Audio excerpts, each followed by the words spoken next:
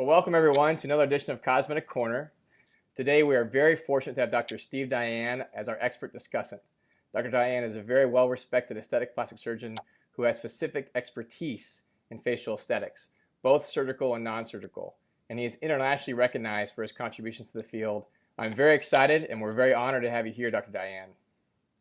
Chris, thanks so much for having me. It's a pleasure to be with you. So today we're here to discuss an interesting article out of the University of Illinois, Chicago, titled Preoperative Use of Neuromodulators to Optimize Surgical Outcomes in Upper Blepharoplasty and Brow Lift. And this was complemented by an excellent commentary from Guy Massry. First off, we commend the authors for really tackling a difficult topic. The premise was this idea of neutralizing the frontalis with neurotoxin and ensuring that the brow depressors have not been altered by toxin prior to assessing for an upper eyelid operation.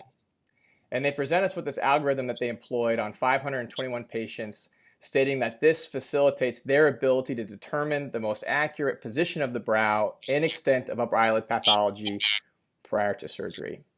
So, Dr. Dayan, let's dive right in and talk about some components of the article.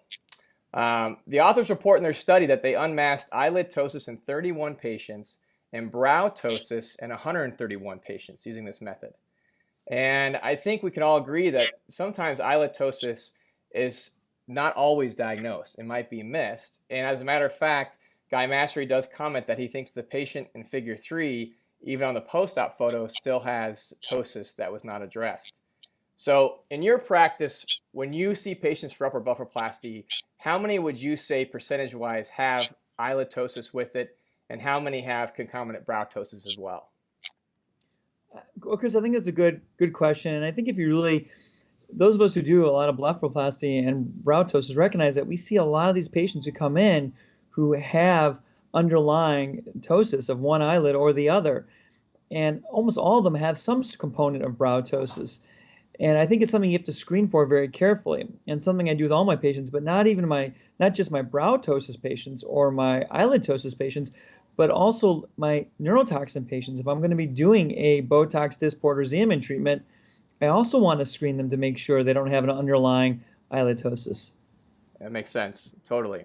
Now, my question to you is, we all have different techniques of treating brow ptosis, and from a surgical perspective, what's your preferred method for brow lift? And for that matter, what about upper blepharoplasty? What's your preferred approach?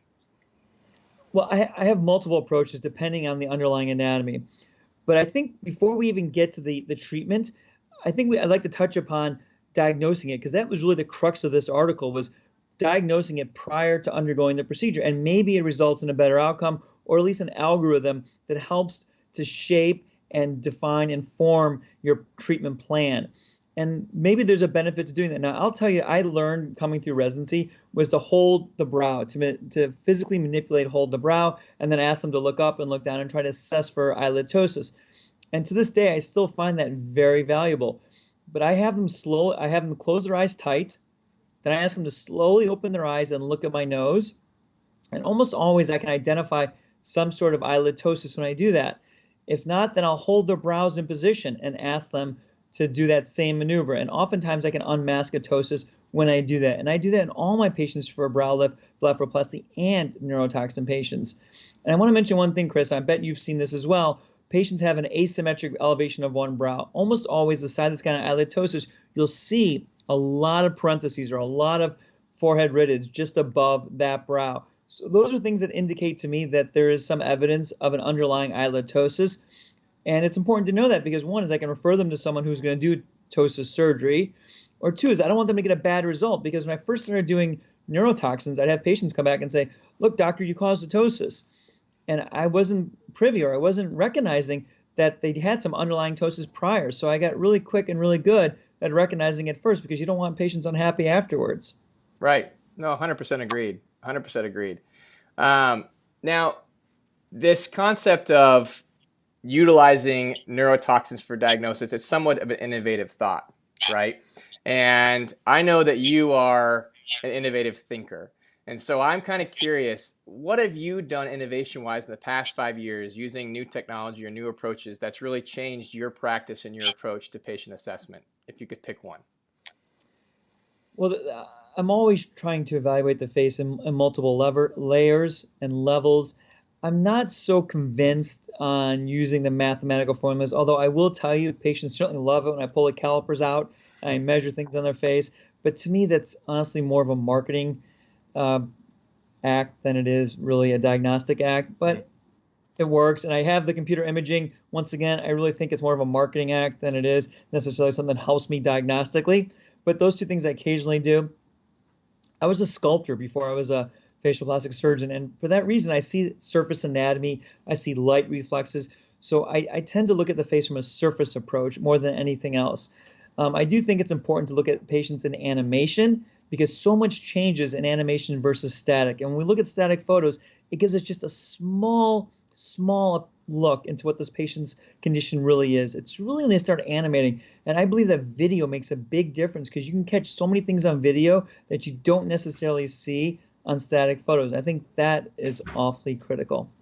Well, it's funny you mentioned that because some of the photos in this particular article I thought were a little bit suboptimal in lighting and positioning.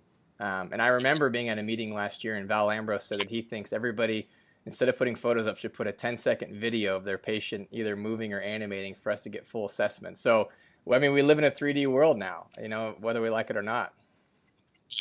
I totally agree with you, and I'm going to make a prediction in the near future. You're going to see animation to be included in our scales for approval processes because really it's important. I think we get to animation because static photos, someone can look good in static photos and have a 2-point improvement, but look completely unnatural when animating. Well, that's definitely a good point. And I think your prediction is probably right.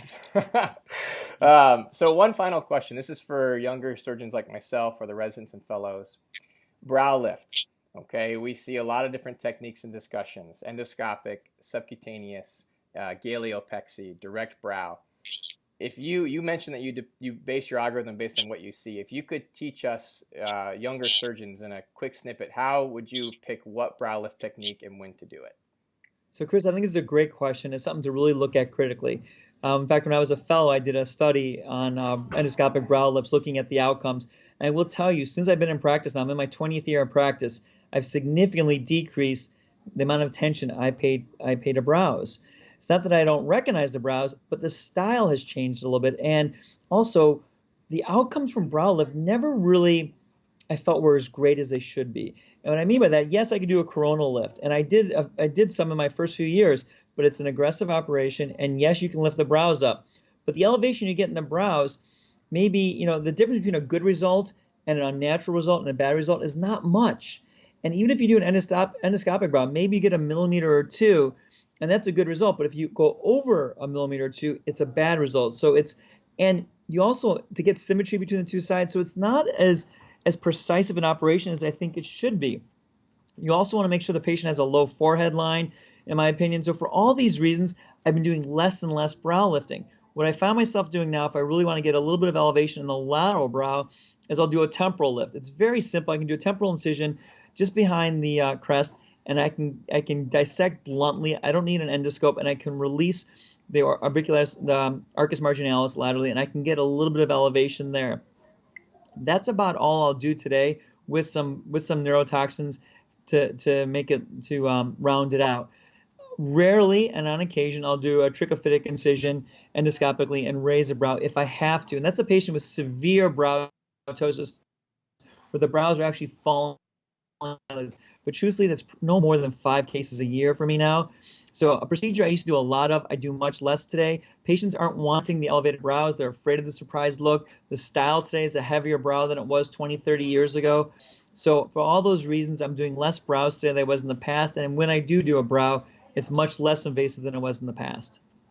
Now, what about this patient who comes in? He's a male. He's got really heavy brows, receded hairline. Would you venture to do a direct on him, or do you still think that's kind of a risky approach?